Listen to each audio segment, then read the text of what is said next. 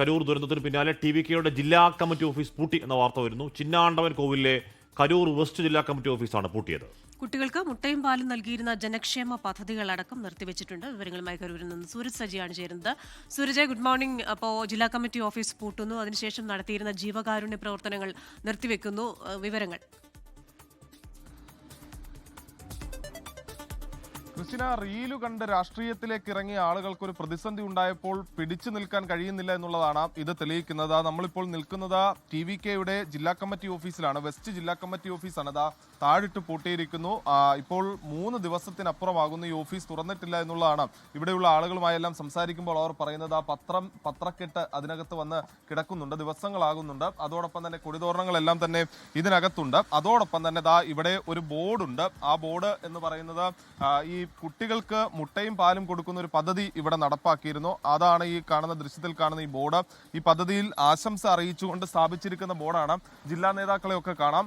ഈ ജില്ലാ നേതാക്കളുടെ ചിത്രങ്ങളും മറ്റുമൊക്കെ വെച്ചാണ് ഈ ആശംസാ ബോർഡ് സ്ഥാപിച്ചിരിക്കുന്നത്. പക്ഷേ ഈ ഓഫീസ് തുറന്നിട്ട് കുറച്ച് ദിവസമാകുന്നു എന്നുള്ളതാണ് ഈ നാട്ടുകാരൊക്കെ പറയുന്നത്. നമ്മളോടൊപ്പം ഇപ്പോൾ ഒരു പ്രദേശവാസി കൂടി ചേരുന്നു. അണ്ണാ, ഇതിപ്പോ എത്ര ദിവസമായി ക്ലോസ്ഡ് ആയിട്ട്? ഇപ്പം 1 வாரமா நீக்கல. அந்த இது சம்பவம் நடந்ததுக்கு அப்புறம் நீக்கல. ആരും വരാറില്ല. ஆறு வருஷம் வரல. 6 இதுக்கு வரல, ஒருத்தர் வரல. இதுவரைக்கும் வரல. அந்த கட்சிக்காரங்க யாரும் வரல. കൃഷിക്കാരങ്ങൾ ആരും ഇല്ല ഇവിടെ. வரல. அது பூட்டியாக தான் இருக்கு. ഇത് പാലും മുട്ടയും கொடுக்குறாங்க. பால் முட்டை வாரம் கொடுத்துட்டு இருக்காங்க. இந்த வாரம் கொடுக்கல. அந்த ப்ராஜெக்டும் இந்த வாரம் கொடுக்கல. இப்போ இந்த வாரம் இந்த சம்பளமே இந்த ஆஃபீஸ் எதுவுமே நீக்கவே இல்லை.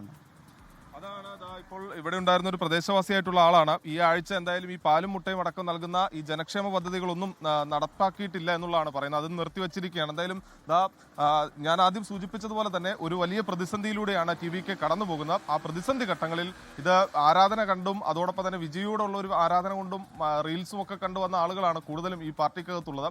അവർക്ക് ഒരു സാധാരണ ഒരു പാർട്ടിയിൽ ഒരു പ്രതിസന്ധി ഉണ്ടായിക്കഴിഞ്ഞാൽ നേരിടുന്നതിന്റെ ഒരു തന്മയത്വത്തോടു കൂടി ഈ പ്രതിസന്ധിയെ നേരിടാൻ കഴിയുന്നില്ല എന്നുള്ളതാണ് ഈ പാർട്ടി ഓഫീസ് അടക്കം അടഞ്ഞു കിടക്കുന്നതിലേക്ക് നയിച്ചത്. നേരത്തെ റഹീസ് സൂചിപ്പിച്ചതുപോലെ തന്നെ ഈ പല നേതാക്കളും നിലവിൽ ഒളിവിൽ കഴിയുകയാണ്. അതുകൊണ്ട് തന്നെ അവർക്കാർക്കും ഇപ്പോൾ ഈ പൊതുജന മധ്യത്തിലേക്ക് വരാൻ കഴിയുന്നില്ല. ഈ പരിക്കേറ്റ ആളുകൾ കഴിയുന്ന ആശുപത്രിയിലേക്ക് വരാൻ കഴിയുന്നില്ല. ഒരു വലിയ പ്രതിസന്ധിയിലേക്ക് TVK പോയിക്കൊണ്ടിരിക്കുകയാണ്. ഹാഷ്മി. ഓക്കെ, സൂരജ് സജിയാണ് വാർത്തയുടെ വിവരങ്ങൾ നൽകിയത്. പക്ഷേ ആ പ്രതിസന്ധി കാരണം വിജയുടെ രാഷ്ട്രീയ ഭാവി തമിഴ്നാട്ടിൽ ഇല്ലാതായിപ്പോയി എന്നൊന്നും കരുതേണ്ടതില്ല. പക്ഷേ രാഷ്ട്രീയ ജീവിതത്തിലുടനീളം ഇതൊരു ബ്ലോട്ടായി കിടക്കും എന്ന കാര്യത്തിൽ തർക്കം വേണ്ട. ഈ പറഞ്ഞ യഥാർത്ഥത്തിൽ ഒരു വലിയ പ്രതിസന്ധി ഉണ്ടാകുമ്പോഴേക്കും അതിലുണ്ടാകുന്ന തിരിച്ചടി ഭയം ഒളിച്ചോടുന്നവനല്ല, ഇറങ്ങി ജനങ്ങൾക്കൊപ്പം നിൽക്കുന്നവൻ യഥാർത്ഥ ജനനായകൻ. അത് വിജയിനെങ്കിലും മനസ്സിലാക്കുമെന്ന് കാത്തിരുന്ന് വേണം. ലോകത്തെവിടെയായാലും ഏത് സമയത്തും 24 വാർത്തകളും ഓഗ്മെന്റഡ് റിയാലിറ്റി പാക്കേജുകളും എക്സ്പ്ലെയിനറുകളും വിശദമായി കാണാൻ ഞങ്ങളുടെ YouTube ചാനൽ നിങ്ങൾക്ക് സബ്സ്ക്രൈബ് ചെയ്യാം.